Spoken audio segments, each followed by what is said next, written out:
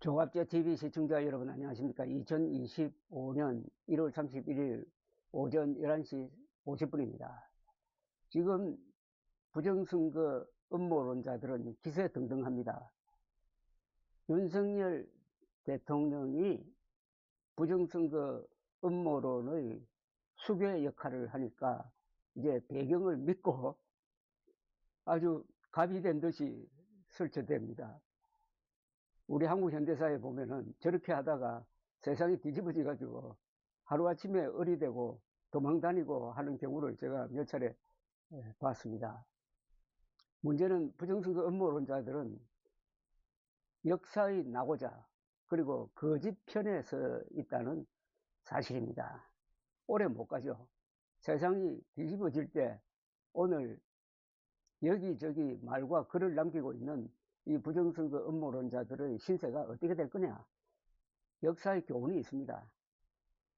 친일파 꼴이 되는 거죠. 사실은 친일파는 동정할 점이 많습니다. 일제시대에 나라가 없었어요. 충성할 나라가 없었습니다. 상해 임시정부가 있었지만 그것은 너무나 멀리 있었습니다.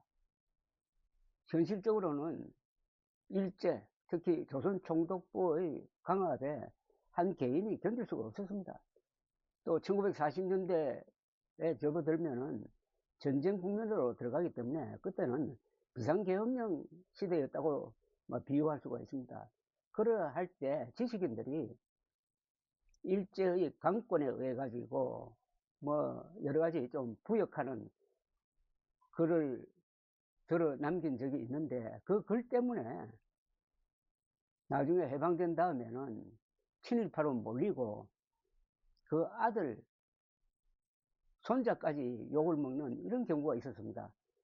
너무나 가혹한 처벌인데 어찌되었든 지금 설치되고 있는 부정선거 음모론자들은 너무나 많은 글과 말을 SNS에 남기고 있습니다. 이 글과 말이 그들의 발목을 잡을 겁니다. 그래서 친일파들보다도 더 엄중하게 어쩌면 대대손손 욕을 먹을 가능성이 있습니다. 그래서 그런 사람들에게 제발 정신 차리라고 하는 뜻에서 제가 글을 한번 정리해 보았습니다. 부정선거 음모론자들은 몇 부류로 나누어진다. 1. 선동 유튜브, 돈벌이 수단으로 황당무계한 음모론을 퍼뜨린다. 2. 일부 정치인들, 보수 성향 표를 얻기 위하여 음모론에 편성한다. 3. 일부 지식인들, 우파 성향의 교수, 장성, 변호사, 글쟁이들 속에 많은데 음모론이 애국이고 반공이라고 착각한다. 실제로 믿는 이들은 소수일 것이고 같은 편이니까 편들어줘야 한다는 진영논리적 생각을 하는 이들이 더 많다. 음모론자들이 그래도 이재명과 민주당 세력을 비판하니 일단 비호해야 한다는 이들이다. 4. 윤석열, 황교안 두 사람은 한참 있다가 음모론 대열에 합류한 특이 사례이다. 황교안 대표는 미래통합당이 2020년 4월 총선에서 참패한 뒤 1년여 침묵하다가 2021년 국힘당 대통령 후보 경선에 출마, 갑자기 부정선거론을 들고 나온 지각생이다. 윤 대통령은 자신과 국힘당이 이긴 대선과 지방선거엔 시비를 걸지 않다가 작년 4월 총선에 지자 음모론자로 돌변해가지고 계엄군을 동원 선관위를 습격하기에 이르렀다. 작년 총선으로 거의 진화되었던 음모론을 다시 확산시켜 4천만 유권자 중 약 1,500만 명을 부정선거 신봉자로 만들었다. 국민들을 전응화시킨 점에서 민족 반역적 범죄이다. 5. 이들 음모론자는 SNS 시대를 맞아 음모론 설파, 글과 말을 너무나 많이 남겼다. 머지않아 하나하나가 변명 불가능의 증거가 되어 그들을 폭로하고 단죄하고 파멸시킬 것이다. 일제 말기 총독부의 강압에 순응했던 지식인들이 남긴 글과 말 때문에 지금까지도 친일파로 매도당하는 것과는 비교가 되지 않을 정도의 비판에 직면할 것이다. 양과 질에서 친일 행위와는 비교가 되지 않을 정도로 악질이고 대량이다. 6. 친일파보다 음모론자들이 더 부도덕한 이유는 차고 넘친다. 일제 때의 친일파는 저들의 폭력에 맞서지 못하고 생존 차원에서 부역한 경우가 대부분이다.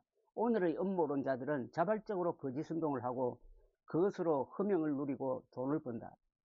7. 친일파의 부역이 가냘픈 사람들의 비자발적 협조였다면 부정선거 음모론은 공화국에 대한 정면 도전이고 반역이다.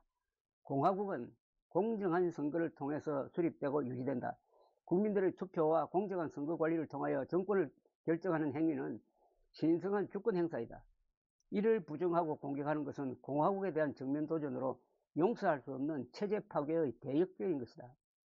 윤석열의 경우처럼 공명선거를 부정선거로 조작, 그것을 명분으로 삼아 불법 계엄을 선포하고 선관위를 습격하고 간부들을 체포해가지고 구금하고 서버를 무단 반출해가지고 조작을 시도하여 국회를 불법 집단으로 몰아 무력화시키려 한 행위는 국가 반역 차원에서 엄벌해야 할 사안이다.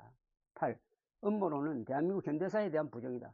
1960년의 3.15 부정선거와 같은 과오를 되풀이하지 않기 위한 국가적 결단으로 1963년에 출범한 선관위는 그 뒤 62년 동안 조직적 부정선거에 연루된 적이 한 번도 없이 선거를 공정하게 관리, 한국이 국제사회에서 완전한 민주주의로 평가받도록 했다. 이런 선관위를 부정선거 조직으로 모는 것은 국제적 신인도를 폭락시키는 국익 파괴 행위이고 역사에 대한 모독이다. 9. 부정선거 음모론은 반국가적일 뿐 아니라 반인도적 범죄이다. 음모론자들은 사이비 광신도처럼 행동하면서 때로는 인간이기를 포기한다. 정상인들에게는 증오심을 품고 무례하다. 거짓말에 동조하지 않는다고 동료 시민들을 비난하고 심지어 국가기관을 공격하며 스탑 더 스틸이라는 구호로 국제사회를 향하여 대한민국을 부정선거 국가로 악선전한다. 사실에 대한 상식적 합의를 부인하는 것을 출발점으로 하여 가족, 회사, 정당, 사회, 국가의 공동체 윤리를 부정하고 분열시킨다. 타인을 괴롭히다가 종국엔 자신을 파멸시킨다. 코로나보다 위험한 정신적 전염병이다. 10. 부정선거 음모론은 여야나 좌우의 문제가 아니다.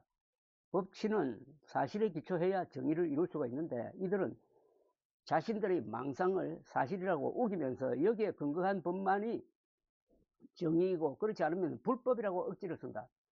우리가 법이다라는 이 수구반동적 사고방식을 극적으로 표현한 사람이 윤석열이다. 그는 망상에 근거한 불법 계엄령은 통치권 행사이므로 사법심판의 대상이 아니라고 함으로써 스스로 왕임을 선포한 셈이다. 권력자가 음모론으로 국민들을 선동한 결과가 나치의 유대인 학살이었다. 부정선거 음모론 속에는 그런 파괴적 악의 씨앗이 숨겨져 있다. 윤석열이 퍼뜨린 악의 씨를 말려야 한다. 11. 민주주의를 부정하는 음모론은 언론의 자유로 치부하여 보호해서는 안 된다. 자유를 파괴하는 자유를 허용하면 독일 바이마르 공화국처럼 망한다.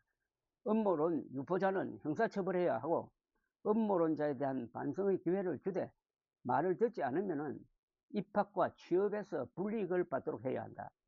현대 민주주의의 가장 큰 장애물로 등장한 음모론에 넘어가지 않도록 하는 국가적 방어 시스템도 갖춰야 한다. 12. 유권자의 37%, 보수층의 65%가 부정선거 음모론에 넘어갔다는 것은 공화국의 미래를 어둡게 하는 절대적 위기라는 의식을 공유하고 맨정신 가진 이들이 행동할 때이다. 맨정신 가진 사람들이 행동할 때입니다. 감사합니다.